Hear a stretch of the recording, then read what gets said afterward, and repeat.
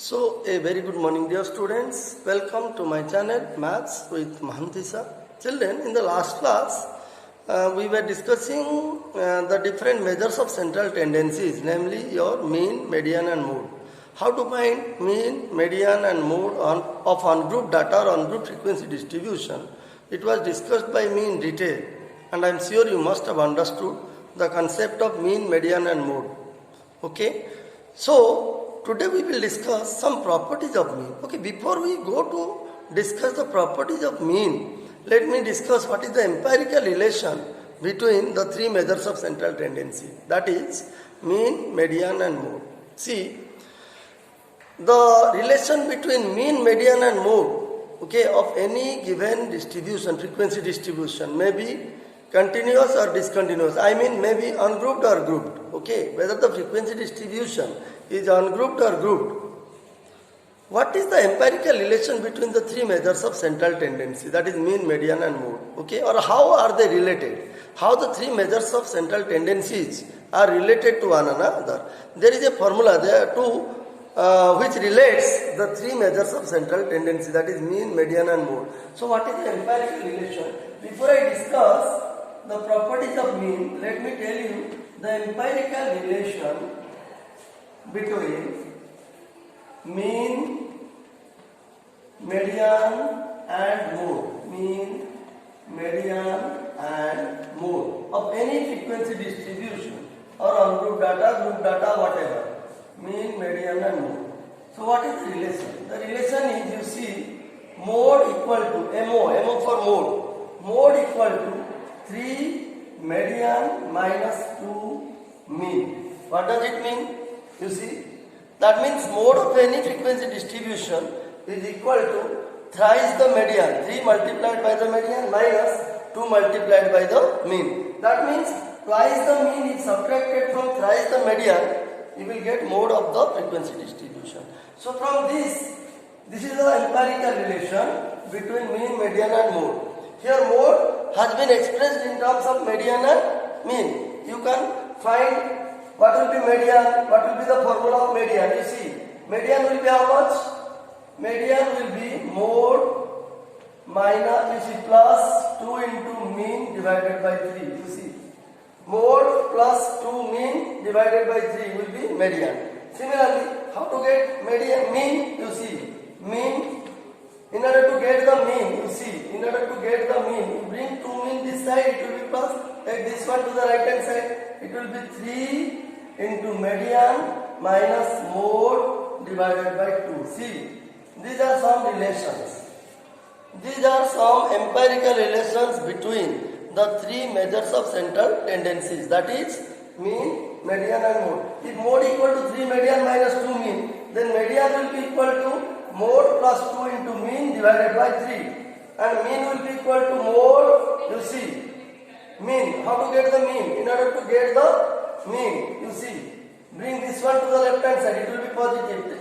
Take mode to the right hand side, it will be 3 median minus mode. 3 into median minus mode by 2 will give you the mean of the distribution. Okay, so children, these are some empirical relations between the three measures of central tendency which you need to remember, because you may get questions on these empirical relations also in the exam. Okay, now let us discuss what are the properties of mean. Okay, let me discuss first property. The first property, you see, what is the first property? See, suppose you are given a set of observations, say x1, x2, x3 up to xn, and their mean is what? Your x bar. You see, what is the property? If x bar is the mean of, you see, if x bar is the mean of observations, n observations, say x1, x2 up to xn, that means x bar is the mean of n number of observations of a distribution, which are x1, x2, x3 up to xn. Then and if each observation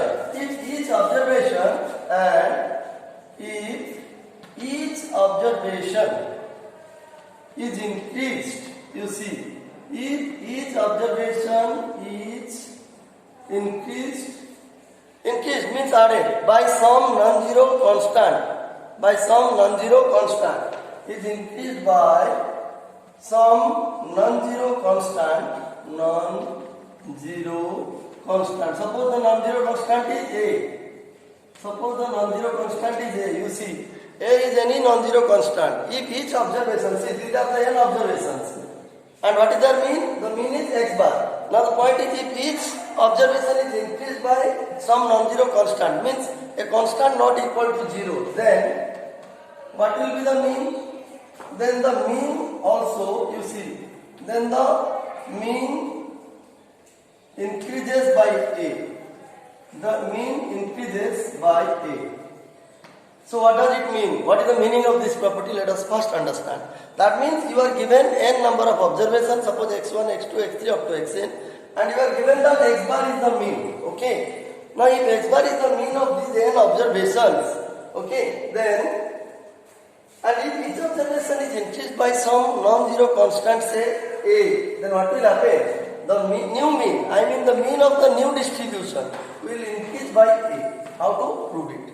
That means you have to prove, that means to prove, what we want to prove, you see. What we want to prove in this case? We want to prove that x dash bar, if x dash bar, see, x bar is the mean of the given distribution. I mean given n number of observations, okay.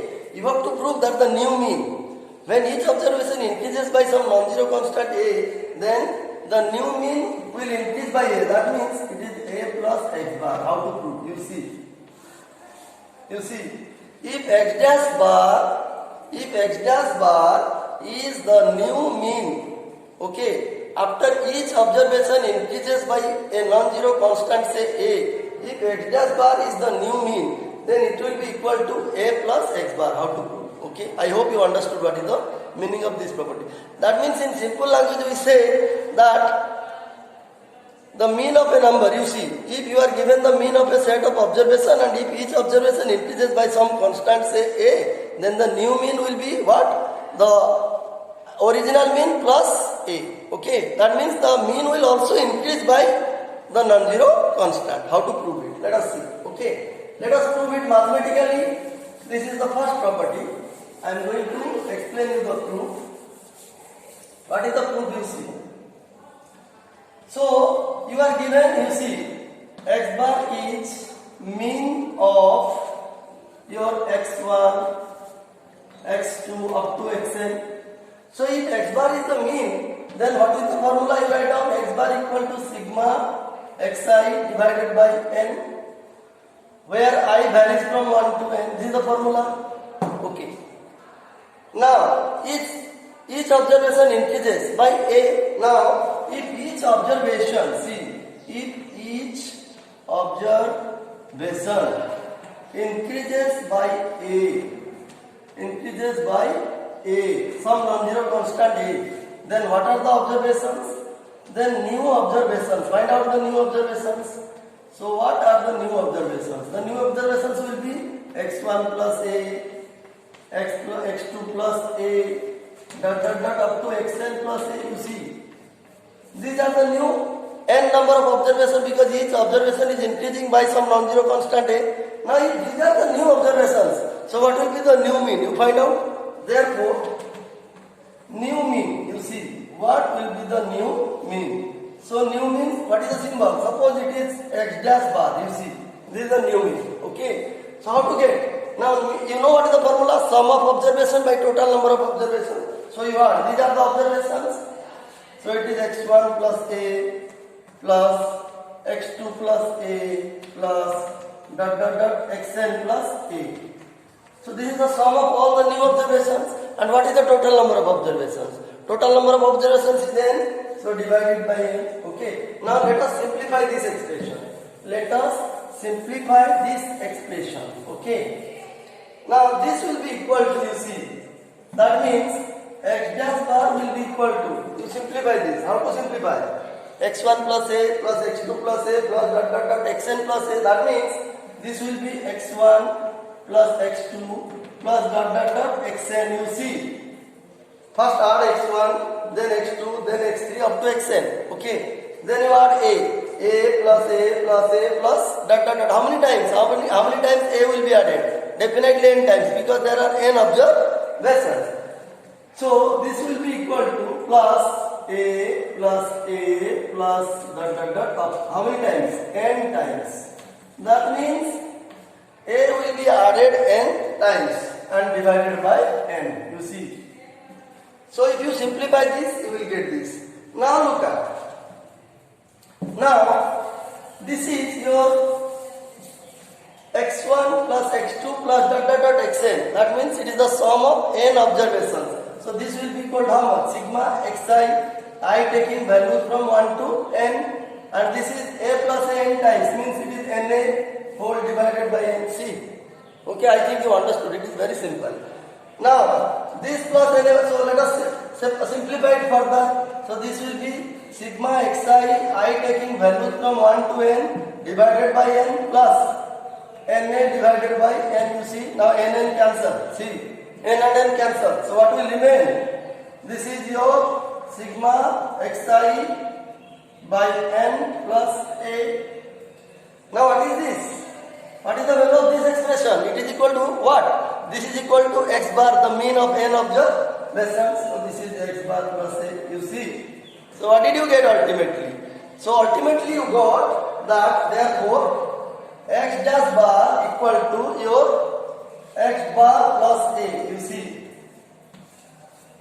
That means if each observation of a distribution increases by some non-zero constant a, then the new mean will also, the mean of the new mean of the observations, n number of observations will also increase by the same non-zero constant, that is a. Okay, children, I hope you understood.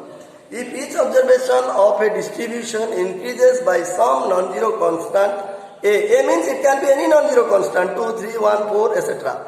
It can be any non-zero constant. Other than 0, you can take the value of a as any constant. So if each observation of a distribution increases by some non-zero constant, say a, then the mean of the new observations, okay, it will also increase by the same non-zero constant. Okay, so this is one of the important properties whose application, problem on this property may come in the exam. That is why I thought it necessary. There are still many more properties which are of mean, which we shall discuss in the next class. Children, I hope you must have understood the first property of mean. Okay, that if each observation of a distribution increases by some non-zero constant, then the mean of the distribution will also increase by the same constant. So this is the formula. Okay, I hope you understood. We will discuss the rest properties in the next class. Thank you.